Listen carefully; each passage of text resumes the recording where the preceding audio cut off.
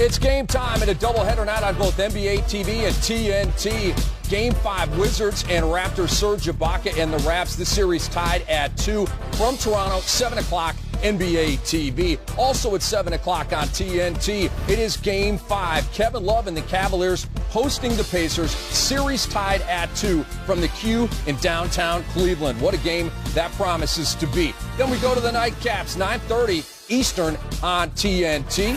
James Harden and the Rockets will look to close out Jimmy Butler and the Timberwolves in Houston. It was an absolutely epic Game 4 performance by Houston. Can they carry it over? And finally at 9:30 on NBA TV, the Jazz will look to eliminate Russell Westbrook and the Thunder, but that will be a difficult task in rockin' Oklahoma City. And hello again, basketball fans. Welcome to Game Time. Rick Hamill with champion and all-star Steve Smith. We have champion executive David Griffin, and we have Hall of Famer and champion Gary Payton. GP, it is great to be back out here with you, man. I know, it's great to be with you, too. I haven't been with you in a minute. I haven't been with you in a minute either, man. This guy and these guys are going to be bringing the energy all night long. Would you say that tonight is going to be scintillating?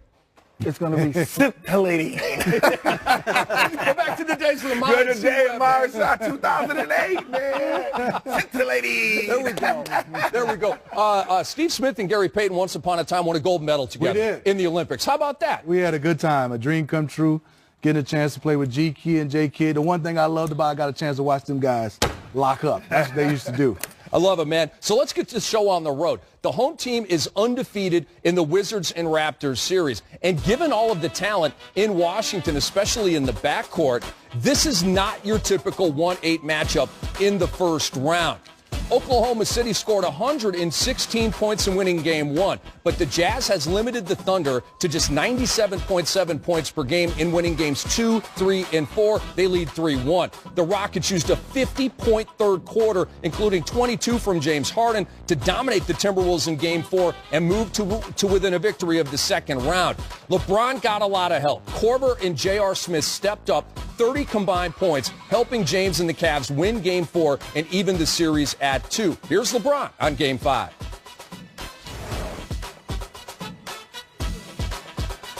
You know, has had more time, obviously, to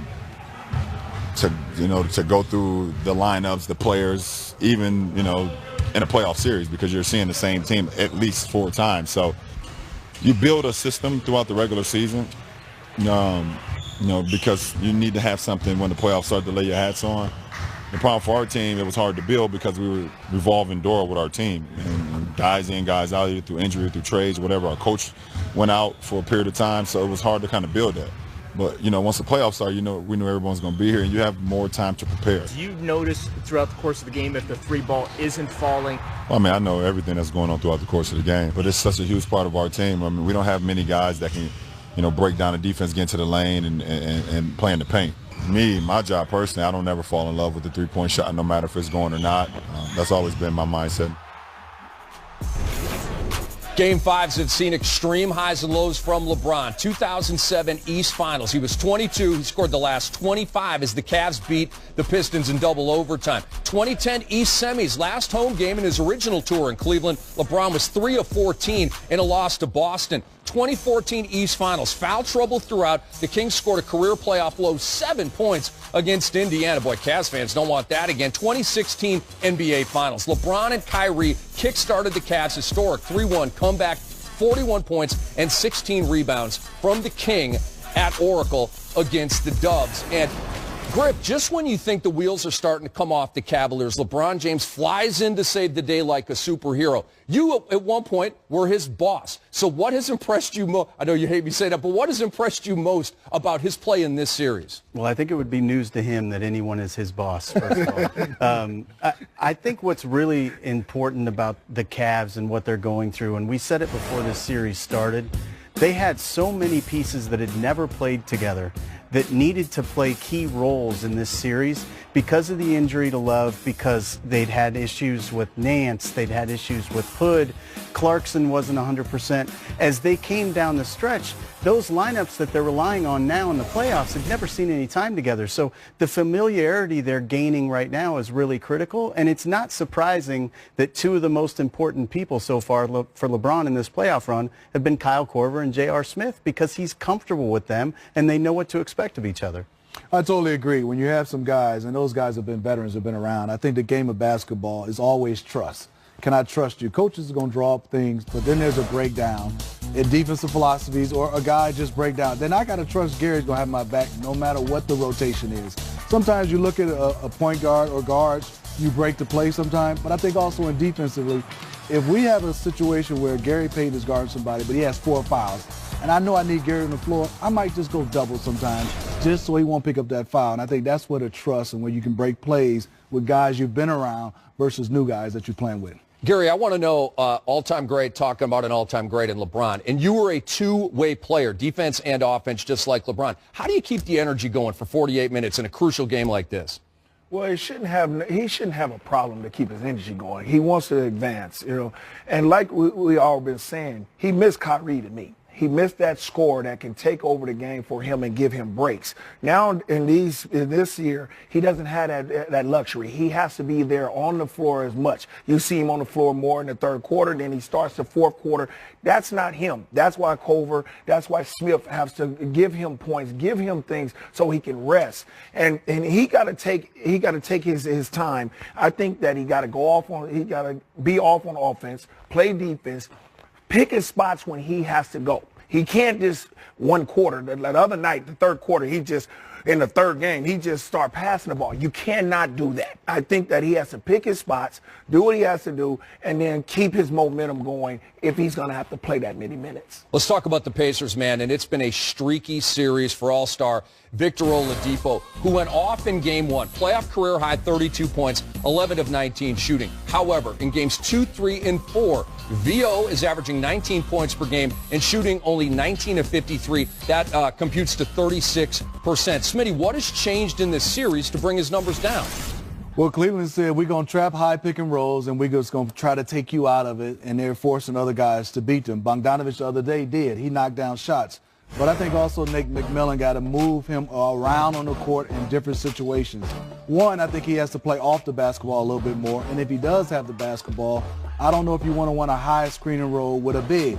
I think for him, I would run a high screen and roll with Darren Collison. So if they did trap, he's throwing it to Darren Collison. He can make plays. And if they switch, he has a smaller guy. And then sometimes you just got to play the game of basketball. Sometimes you want to accept the double teams and get guys some good shots. And I think for him is he's picking up his dribble too early.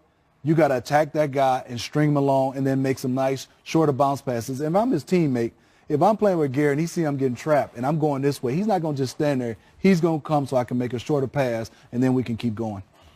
No, I think what you're talking about schematically is true, and I also think J.R. Smith has answered the bell.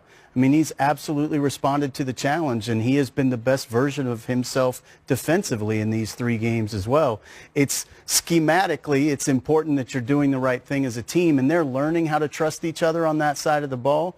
But ultimately, and you know this, Gary, as well as anybody, it all comes down to who wants it more on the defensive side of the ball, and it's a positive thing for the Cavs that they're getting the best of J.R. Yeah, and J.R. is playing really well, but Oladipo has to understand, like what Smitty says, he has to move more. If you want to be one of them players that when you get off on the ball, go cut. Do something like that. Then what you have to do is, if you know the trap is coming and you're bringing the basketball up, attack it earlier. Don't let them get into a situation where they'll be able to trap you. Go at them. You go quicker and you make more plays that way. And then off the ball will be great for him. Let Nate run a play for him where he come off a screen, get the ball in the middle of the floor and attack. He needs to do that. But J.R. Smith, I compliment him too, because he's picking up his defense and he's making it hard for him. But Oladipo is making it easy for him too, because he's not trying as hard after he gets the ball out of his hand. Smitty, 7 Indiana Pacers were in double figures in Game 4. But that was at home, where the others typically play better. Can that translate to the road here in a raucous queue in Game 5? Well, it has to if you want to advance. I think for me the key for me is Miles Turner. Not only his points, I think for me is I look at him as situations. Cleveland's doing what we call is we're going to dare you to score. They're switching smalls on him and he's not punishing them. And I don't mean always scoring. If you're going to switch a small on me, if the ball goes up, if I'm his teammate, we have to have that rebound if they're switching small. I think his height, he's playing too small right now. I think Miles Turner has to play bigger, and I think Darren Collison is the guy. They're going to put the ball in his hand a little bit more than having Victor Oladipo having it in his hands.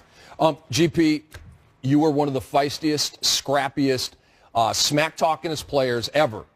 You have to like what Lance Stevenson is doing head-to-head with LeBron James every single time they play. Love it. Love it. All he's doing is he's getting under LeBron's skin.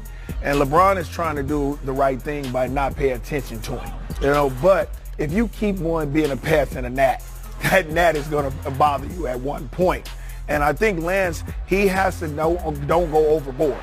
Don't go overboard with it. You know, once you get him in a situation where you got him a little frustrated and things like that, just step away from it. Don't get no crazy tech. Don't do silly stuff. Don't start blowing in your ear. Don't start papping him everywhere. Man, leave him alone. You got him.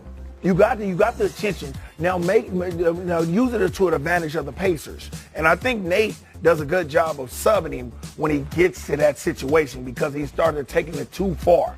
And I think he's doing a great job. He's doing what he needs to do. He gets under LeBron's skin, and he got to keep doing that. From an emotional analyst to an emotional player in Lance Stevenson to an emotional player in Russell Westbrook. We're just getting started on Game Time, and coming up, Russ and the Thunder are going to look to stave off elimination tonight at 9:30 right